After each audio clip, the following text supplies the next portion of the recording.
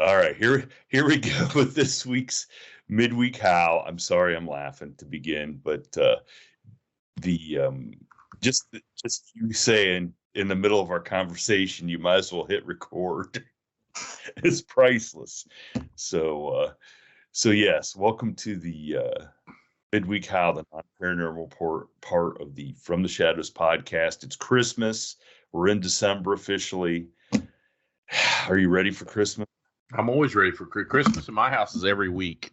So you people that take your foot off the gas and have to prepare are way behind the curve. You're beneath me. Christmas is every day of the year, every week. Yes, every week is the county fair at my house, and every day is the county fair, and every week is Christmas and New Year's, maybe a little Easter rolled in. Now you're gonna have to sit still. Phil's gonna lose his mind. You know what? I just found a 32 gigabyte mini SD card here in my. I was wondering if you could hear me stirring all that pot stuff. Of course. I moved my microphone. Phil's gonna record that. I moved my microphone, and I got a big black. Thanks to Amazon, I got a big black. It's like a mouse pad, but it's about 3 foot long, 2 foot for sure, and about 1.5 feet wide. It basically covers your whole desktop, so you can put your mouse anywhere you want. You know what I mean? Yeah. And underneath this snowball blue microphone, when I moved it, is a 32 gig mini SD card, and I thought, well, I wonder what's on that because it's black and it blended in, right? So I got this little wire basket full of change and different things, 223 bullets, 40 caliber bullets, muzzleloading balls, the old skeleton key from my grandma's house, and some other shit. And I was trying to find an SD.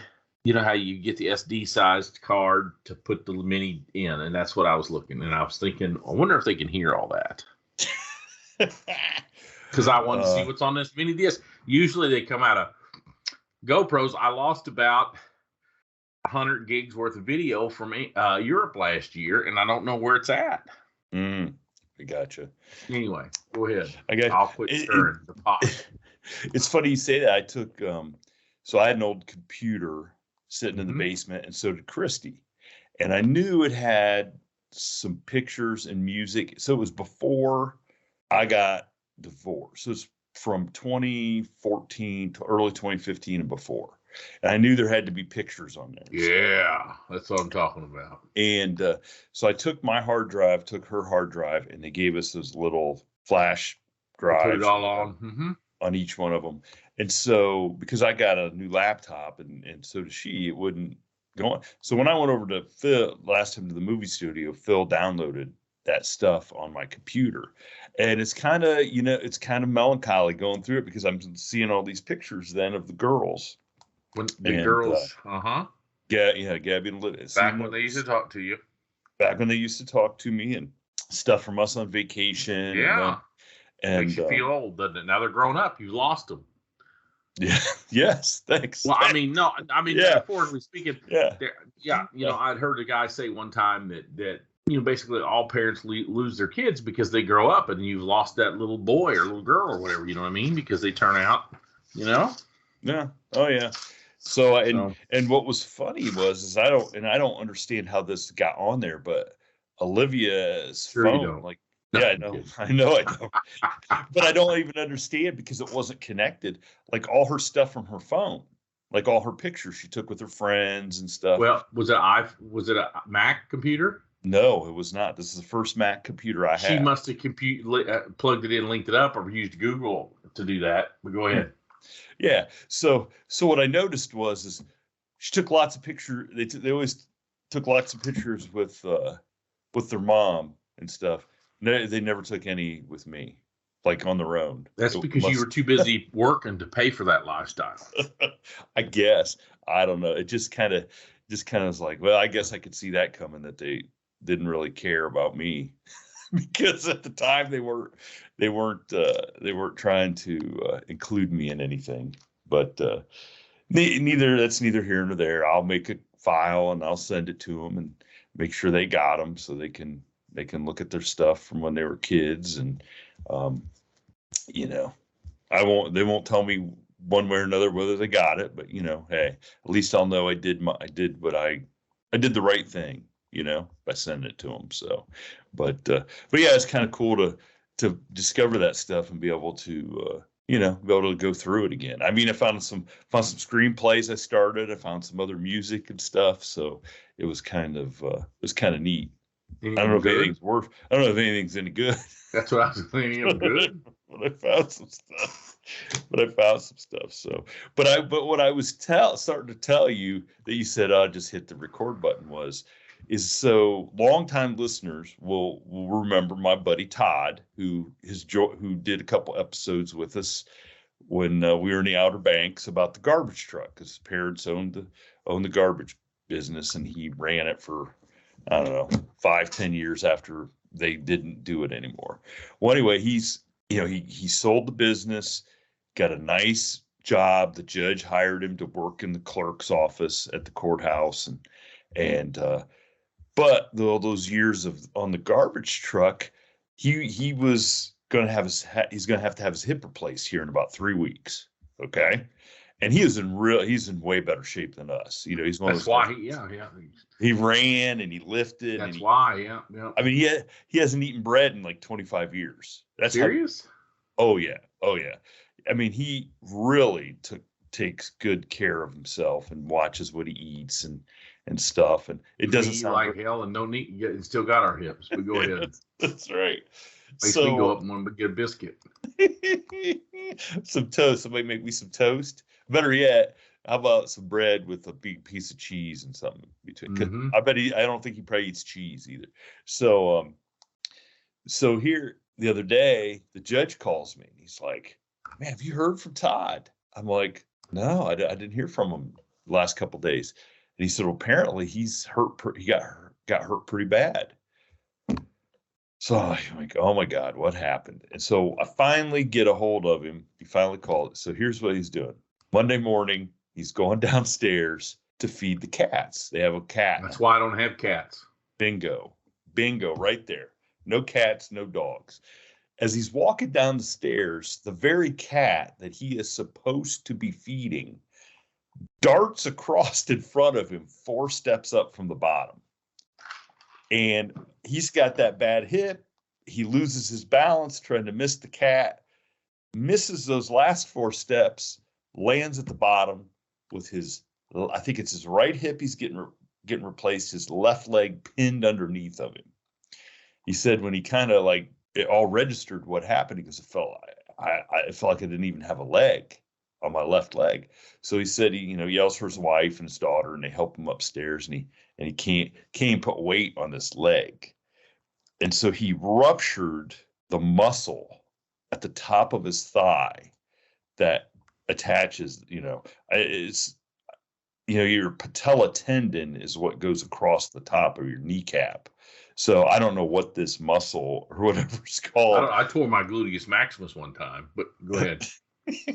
Okay, we'll have to segue into that. And so now he had to go to the guy who's going to replace his hip and say, so that guy's now going to have to do knee surgery on him, or thigh surgery, whatever, to make his left leg now strong enough so that now this hip surgery. Oh my gosh! So it was his left that tore. It wasn't the same side. Wasn't the same side, because I said, well, if it was the same side, you might just be able to get 2 for 1. Yeah, that's what I was wondering. Mm-hmm. No. So now he's got to have his left leg operated on, rehab that, and then in 3 months go and have his hip done. And I'm just like, that's crazy, man.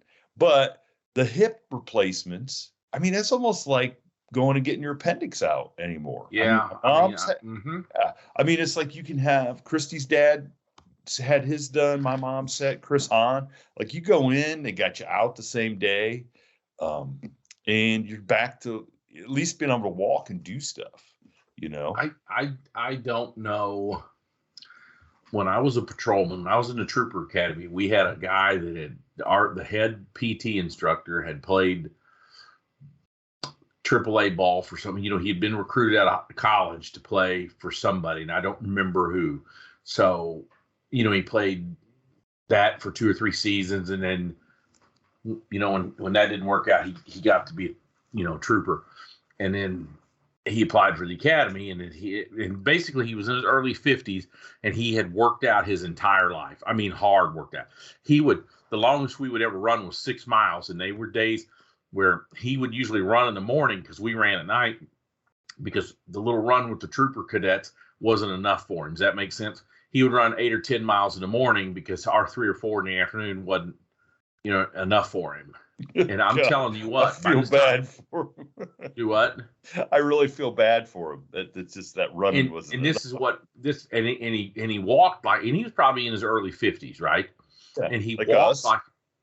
yes, our age down. But this was 25, 28 years ago when I met. When you're 23, a dude is 50 seems old, right? Yeah. Well, he is twice. Yeah. He's lived 2 of your lives. Yeah. But anyway, he always walked like a stove up kind of old man, and then you get to talk to him, and he had both hips replaced, a knee replaced, and I'm like, and they kept telling him, I guess they kept telling him, you're just working out too much. You're just, you know what I mean? You're just doing too much. And I mean, he's like the freaking Bionic Man, and I'm like, what is there's got to be, I mean, you got to take the foot off the gas at some point. You know what I mean? By the time, I just don't know. You know what I mean? I don't know what the answer is. So you tell me that Todd works out all the time and stays in great shape, and then he falls down and gets all completely screwed up right before they got to replace his hip. I know all kinds of fat people down here in Ozarks, and they got both hips. Of course, it could be y'all are downstream from that big Ohio train derailment or whatever, aren't you? Yeah, true. And all the pollutants from the military industrial complex in the 50s, and the lead paint from Ford, and all the stuff out there in the Rust Belt. It's leading to the deterioration of our hips. Maybe, I don't know, right? Well, what's crazy? The other crazy thing is, so I'm telling my other buddy, Jamie Thompson, who for 25 years was a bread man. Okay, right. running around, owned a couple bread routes. But when we were at school, and then he went to college, he was basically a professional level golfer. Played on the Nike tour. Okay, yep. So he is, was a really good athlete, and he still golfs. He's really good, and then he called me yesterday talking about some basketball stuff, and I'm telling him what happened to Todd, and he goes, I got to have my hip replaced. I'm like, are you kidding me? And he goes, no. He goes, they just said it was my hip. I was in pain, and he is in pretty good shape because he had some health issues, and the doctor, he cut out sugar, he cut out all this other stuff, and now he's, and he started telling me about the bread route, and he's like, yeah, at 1:00 in the morning, I was on that thing driving. He goes, I can't even sleep in past 5:00 in the morning anymore, even though I'm off the bread route, and I'm hurting right now, as I'm getting older, the job I've got, and I'm just like, the garbage truck, the bread route, the mail route, they just ought to abolish them all. None of us should have to. I told you that we should get rid of the mail, the freaking post office. I told you that. I didn't send you the picture of Saturday's load, did I? No. Did you have a bunch Christmas? Oh man, it's well. This will lead me into this week I got this. I walk in, and leaning against my case is this probably 4 foot tall, slender package. Okay, it says heavy on it, and I can't see what it is, but I could see it's going to my buddy Calvin. Okay, it's my buddy Calvin. I played football with, coached with, lives on my mail route. Yep, because you're delivering where you grew up. Yeah, I understand that. Yeah.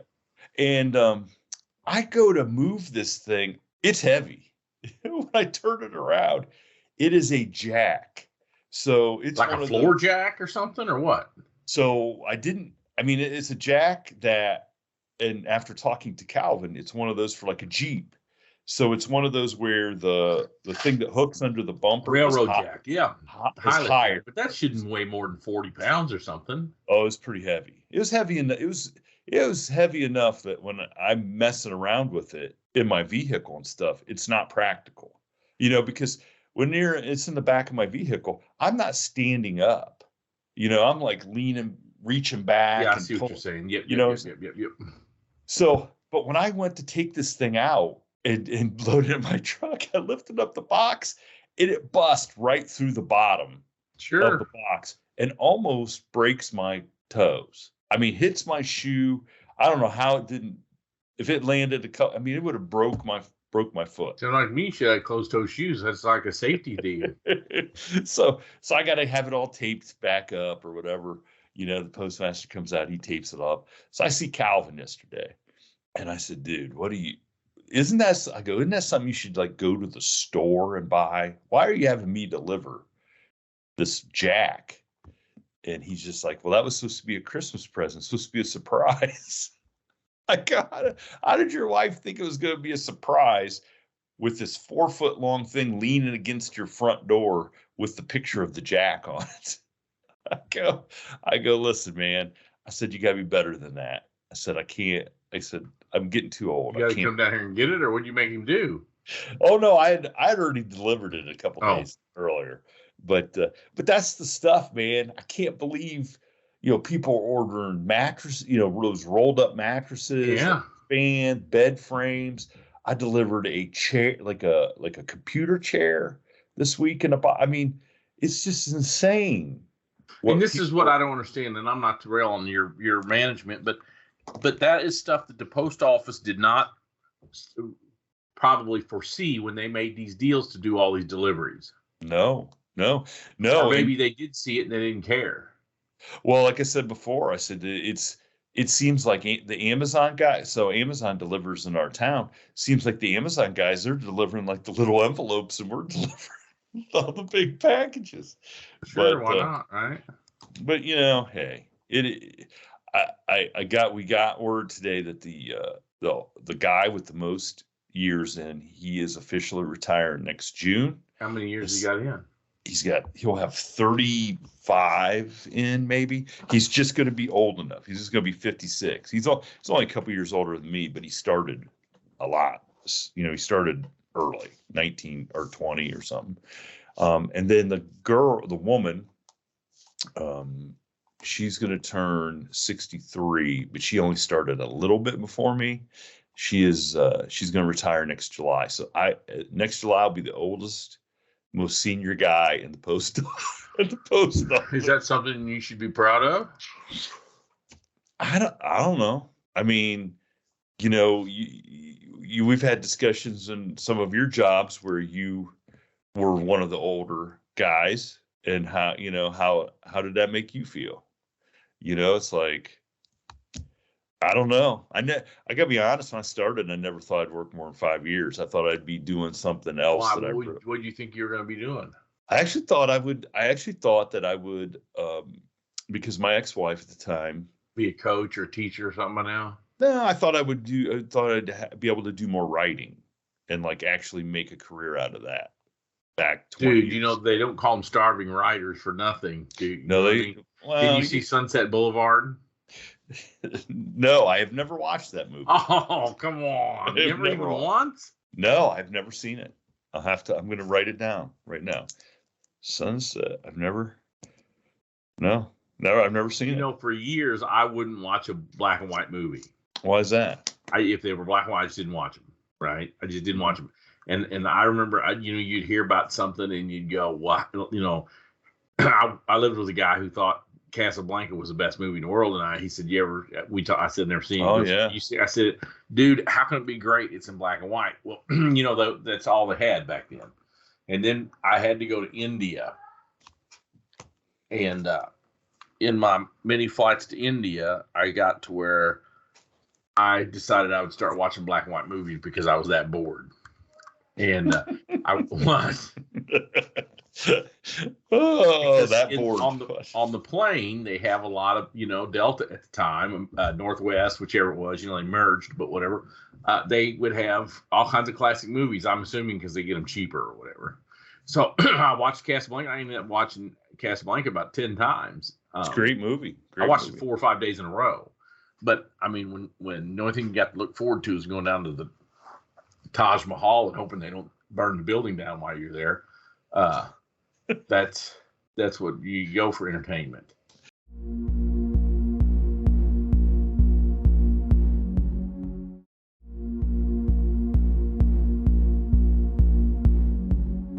But anyway, so I watched Sunset Boulevard. The only other black and white movie, I take it back. The Casablanca was the second black and white movie I watched. When I was going to school at night back in like 2000 or 2001, I had to take an English class, and I took I don't remember what it was called, English literature. I don't remember. But did you ever see A Day in the Sun? You know what I'm talking about? The movie A Day in the Sun? Yes, I do. I'm familiar. That's oh God. But you know what it's about. I mean, so we watched that in class so we could describe it in anyhow. I don't even know where I'm going with that. Where was I going with that? I don't know. Oh, so, well, that was dude, writer. Yeah, you're not supposed to make it. To our listeners out there who aren't grown up yet, if there's any, don't follow your dreams and do what you enjoy so you feel like you never worked a day in your life. Don't do that. Go get a career where you can finance your hobby. So go make some money, and then you can do what you like when you don't have to work. You really believe that? 100%. Really? Why? Because the only people, hold on a second, it's like being in the NFL or something. The only people you ever hear that BS like, like a Spielberg, right? Mm-hmm. I really enjoyed this, so this is what I was going to make a go at it. You don't see the 10,000 dudes of that generation that failed and got some crappy job or got to start late in life because, does that make sense? Yeah, but okay. But what if Steven Spielberg had said, man, I need to go get this job at the post office. We don't tell these kids that, hey, go over to the casino and put $100 in the machine every week because you might win. Well, that's a little bit. I mean, yeah, you're gambling on doing something great, but you don't have to do something. You don't have to be Steven Spielberg to go do what you love, though. You could still go work in the movies and the music, but the thing is those become jobs too. 100%. Yeah, that's right. Yes, 100%, and that's exactly right. So why would you want to ruin something you love? Then you won't have nothing left. Yeah. I mean, carry the mail for a hobby. It's the worst hobby in the world. I mean, I get on. You don't have a gym membership, do you? No, I can't. See, you don't need one. See, they're doing you a favor. You should be paying them to carry that mail. They're not doing me a favor. But I mean, I complain, okay? But it is a really good job. And there's a lot of young people that come and they last, a little bit of time, and they don't, it's too hard and you're not getting paid enough. Now, is it too hard, or is it they just don't know where they want to be in life yet? Well, it is. Look, our post office is a piece of cake. We have a great postmaster. He's a young dude. I actually went to school with his dad, and he's a hardworking guy. He's pretty fair, okay, with everybody. And I've been working here for 25 years. I've worked with some people that were nuts. We had a guy who, he brought guys to tears, yelling and screaming at them on the floor. And he was the boss? He was the boss. Well, they should have talked to him about that. That is no way to be. Over the years, he got in a lot of trouble, but they couldn't do anything with him. They kept putting him in smaller. Dude, hasn't he ever heard of? Somebody should have been emailing him all the freaking postal shootings over the last 45 years. Hint, hint. The goddamn postal guy. Let me tell you, I would go into South Central Los Angeles and yell at a bunch of crack dealers on the curb before I would walk into a post office and mouth a letter carrier. Well, those times have changed. Back when I first started, probably because they don't call it going postal. You don't hear them going gangland, but they sure in the hell say go postal, don't they? I think one of the things was at the post office was back in they hired a lot of, if you were a veteran, okay, and I'm not throwing veterans under the bus, but I'm saying you had a lot of veterans who, when they got out of, especially in my time, there's a lot of guys that were in Vietnam. Okay. Right. And they got jobs at the post office because Right. you've got veteran preference or whatever. Yep. Mm-hmm. And you know why they give you veteran preference to government jobs, right? why is that? Nobody can adequately train you how to waste time and money like the military for government service. That's the only place you could learn that. But go ahead. But there was I mean, I worked with some guys, and they weren't crazy, but they saw some stuff. I worked with a guy, I was a sub, who was a machine gunner on a helicopter after they would bomb someplace in Vietnam, and then they would fly in, and he was, one on one side and one on the other. If anybody was moving, they shot him. They just indiscriminately, and I can't imagine. I could see why the people on the ground would be nuts, but it sounds like to me he had the better end of the deal. Yeah, but then they had to land and go clear it. And he said, and he brought pictures in. He brought this box of pictures. Oh, I don't want to hear it, but go ahead. He brought this box of pictures in because I was just talking to him about it one day. This is, years ago. And he brought it in. He goes, I hadn't thought about this for a long time. And he goes, I have not looked at these pictures at that time, 20 some years. And they were disturbing. And he said, but this is the type of stuff that we saw and we went through. And so when you take, he was a pretty well-adjusted guy. But I'll tell you what, the big guy who was the really mouthy postmaster, guess who he did not push the buttons? That guy. And that guy was a little slender guy. And the postmaster was bigger than me. He was like 6'5", probably 320, just a big, mouthy guy. And he never gave me any crap, but he never gave this guy any crap. And that's because the one day he tried to give this guy some crap, he looked at this guy looked at him and said, "There's my route, Jumbo. If you think you can go out and do it better than me, go right ahead." And this guy the postmaster's had never had anybody talk to him like that.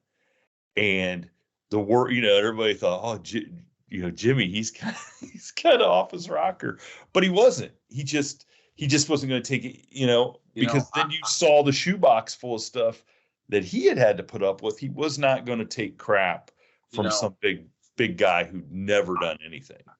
I worked with a dude named John, and his last name started with a K, so JK. And I watched him look at a dude and said, and he went to any Rangers out there. He graduated Ranger School in '68. He cut his teeth in long range reconnaissance patrols, and he retired as an E9, a command sergeant major of the 1st Ranger Battalion right after the first Gulf War. So this dude was in the military for 25 years through some shit. I watched him look at some guys and say, "Hey," and when they all looked at him, he said, "I've killed better men than you. Knock it off." But it's true. It's true. But that's why I think a lot, that term going postal, I think that you went in and probably pushed some of those guys, and they just were like, you know what, I'll show you what it's like. It's not fair to categorize everybody like that, but I can see, that job is really, I've seen people break, because because they care so much. No, I've seen people break because go ahead.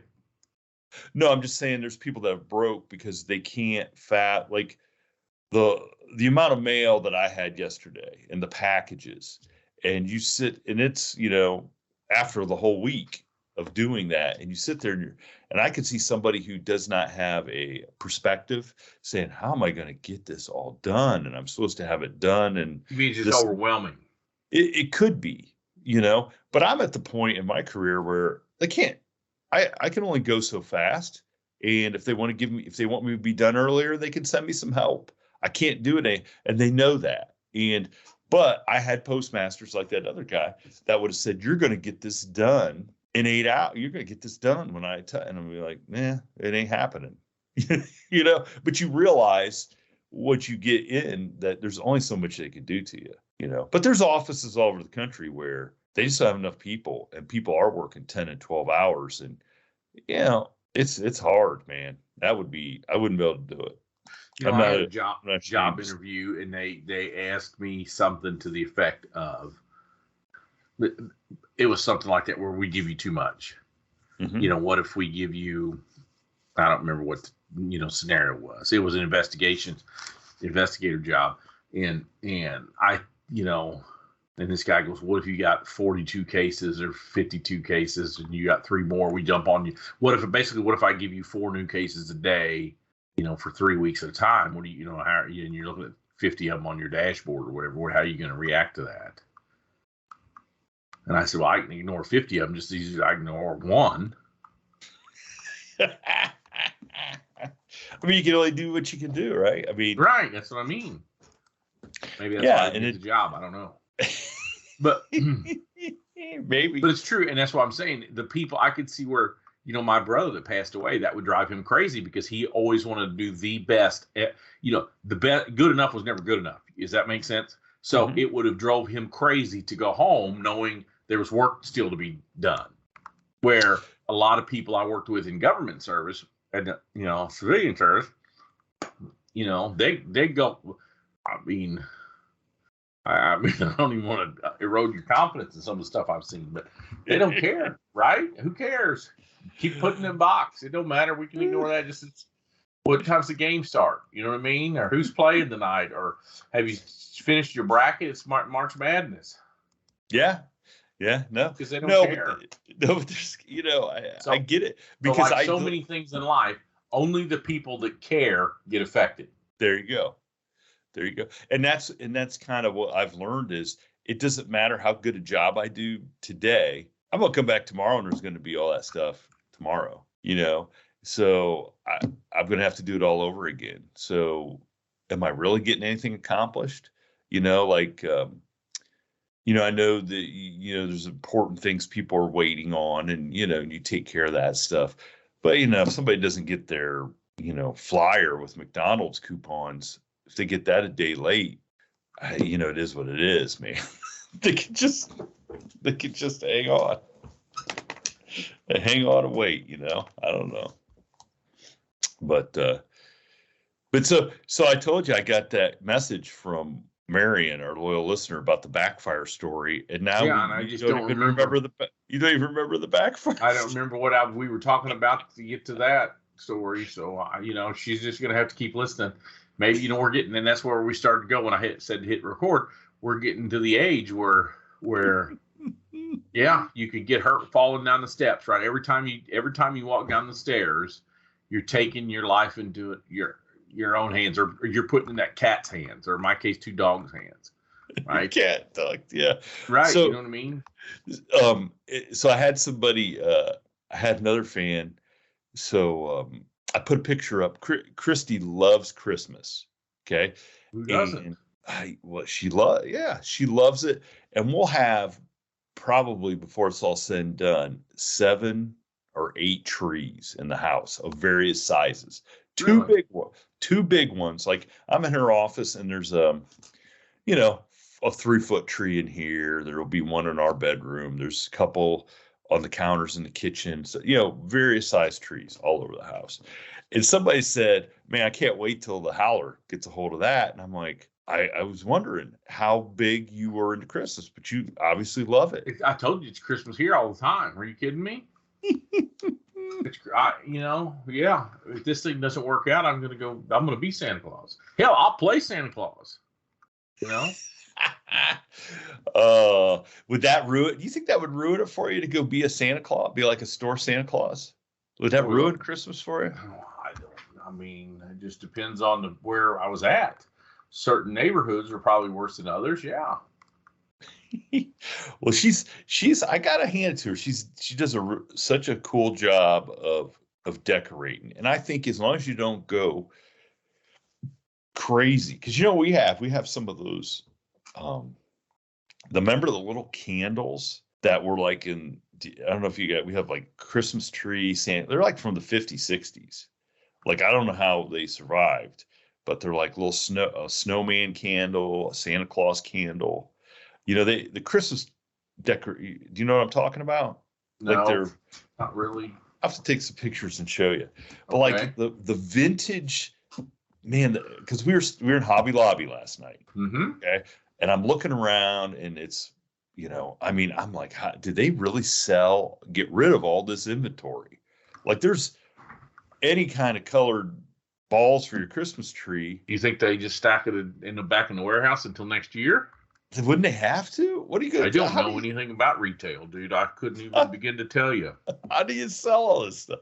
But the vintage Christmas stuff is definitely my favorite. I'm always on the lookout when we go to an antique place. Like if there's anything Christmassy, because right now is the worst time to go to an antique place and buy a vintage Christmas thing. But the best is June and July, obviously. But there's just something about like all that vintage Christmas stuff. So let's all of our listeners send us some pictures of your Christmas decorations. How about that? We'll do a little Christmas collage from our listeners. Yes, totally. That make us feel a little warm and fuzzy. Yes, no. I mean, I think. Absolutely. I'm gonna send you a picture. I don't know if you can look at it on your phone. Yeah. Go ahead. Here's a picture. Now? I'm sending it to you right now. This is one shelf with some of those little candles I'm talking about. You'll see it in this one in our new bookshelf there. So you'll know what I'm dealing with. The cool vintage stuff. Did you send it to me already?